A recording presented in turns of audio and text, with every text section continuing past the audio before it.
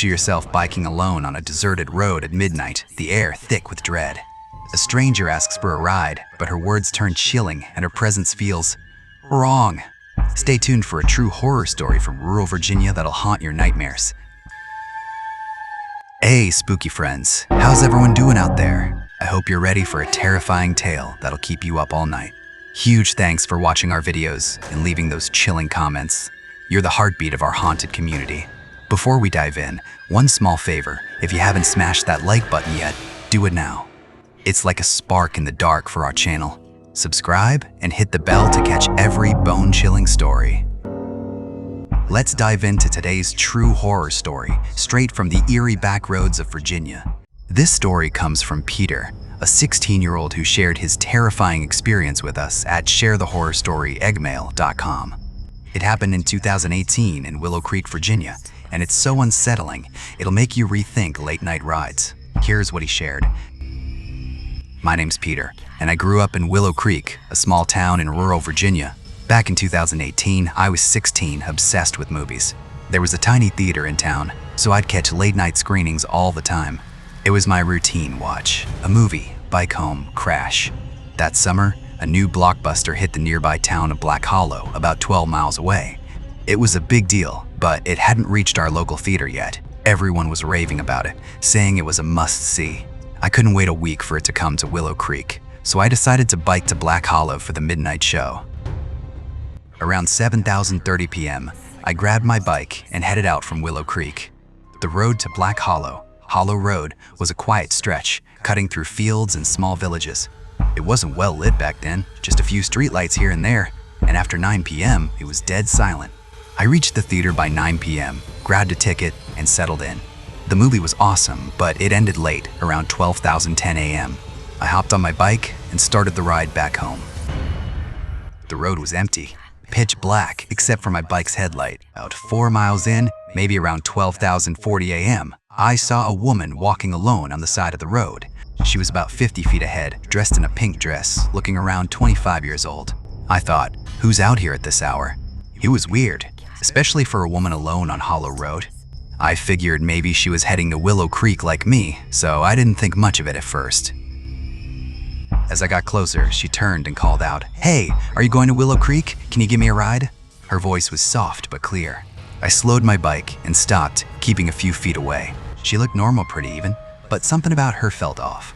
I asked, "It's past midnight. What are you doing out here alone?" She said she'd been visiting her sister in Black Hollow, missed the last bus, and was walking home. "If you're going to Willow Creek, can I hop on? I'll sit on the back," she said. I hesitated. Hollow Road gets creepy after 10 p.m. No cars, no people, just fields and the occasional village. But she seemed harmless, and I didn't want to leave her stranded. "Sure," I said, "but don't do this again. It's not safe." She climbed onto the back of my bike, and we started riding. It was only about 12 miles to Willow Creek, but with 2 people, the bike felt heavier. The cool summer air felt nice though, and having someone to talk to made the ride less lonely. We chatted as we rode. I asked her name, but she dodged the question, asking where I was coming from instead. "The movies," I said, "but you didn't tell me who you are." She laughed and said, "I'm Emily. I live in Willow Creek." Her voice was calm, but she kept changing the subject whenever I asked about her. I told her about myself, 16, movie buff, from Willow Creek. She smiled and said, "You live your life so fully, Peter." Then she said something weird. "You know, you're carrying a ghost on your bike tonight." I laughed, thinking she was joking. "Yeah, right. If you're a ghost, I'm one too. 2 spirits riding into the night." She chuckled, but her laugh felt hollow. "This is my first time riding with a guy since I passed," she said. I rolled my eyes. "You're a great actress. What theater troupe are you with?" She got quiet, then said, "I'm not acting, Peter. I really died." I laughed it off, but the bike was getting harder to pedal, like it was carrying 3 people. My legs burned, and I couldn't figure out why. "You're not dead," I said. "Stop messing with me," she whispered. "Believe me or not, but I'm going right along."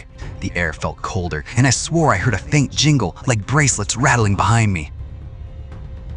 About 8 miles in, near Sitka Village, we passed a police station. A deputy ran out, waving me down. I stopped, and he shouted, "Where are you coming from this late?" I explained I'd been at the movies.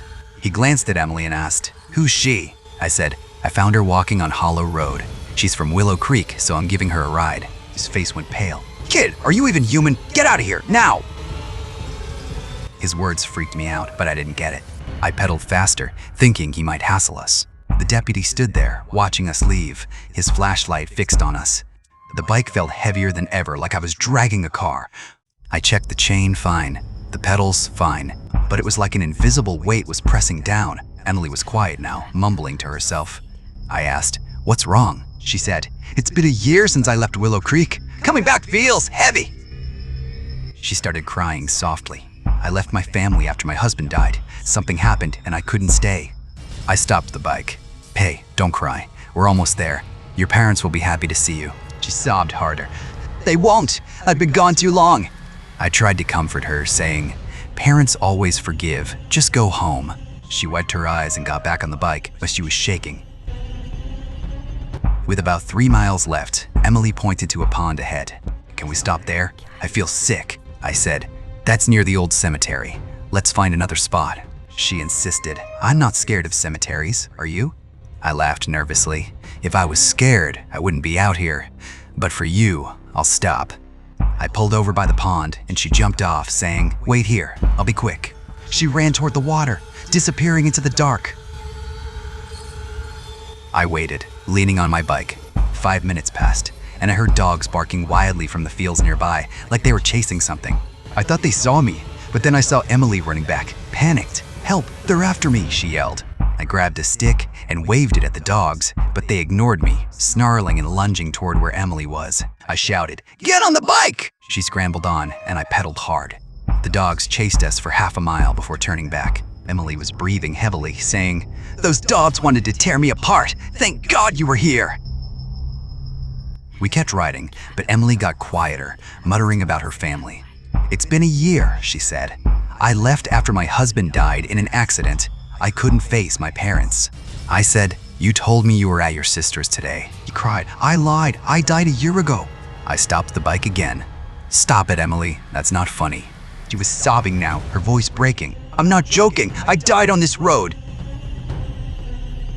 We were close to Willow Creek now, maybe 100 yards from a lit-up rice mill. Emily pointed. "That's my house, behind the mill. My parents are there." I said, "Let's go."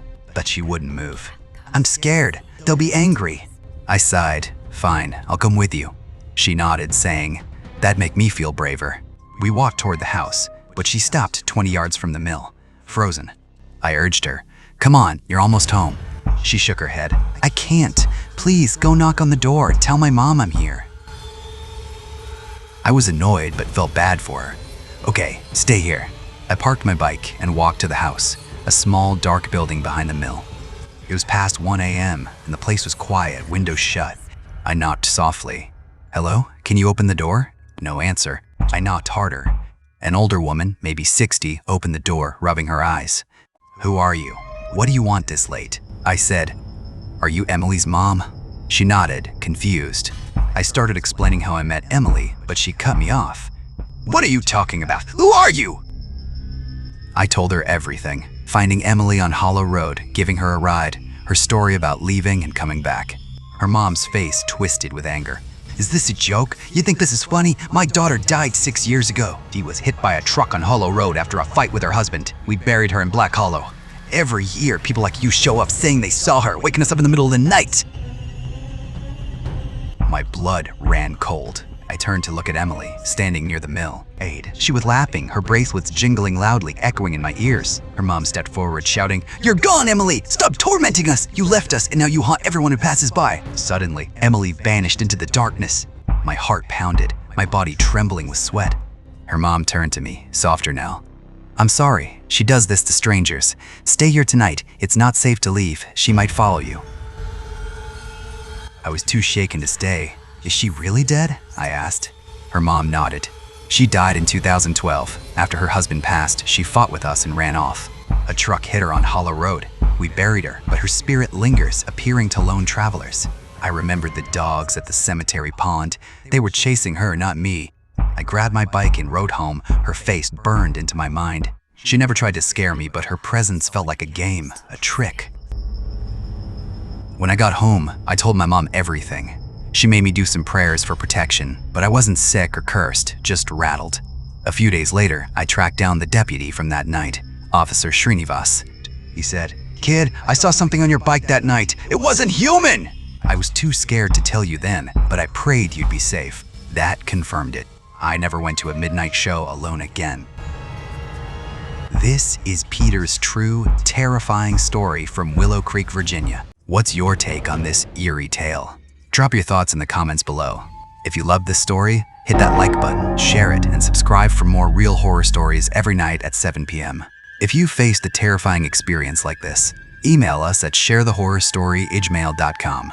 If it's gripping, we'll turn it into a video within 5 days. Stay spooky, and we'll see you tomorrow with another bone-chilling tale.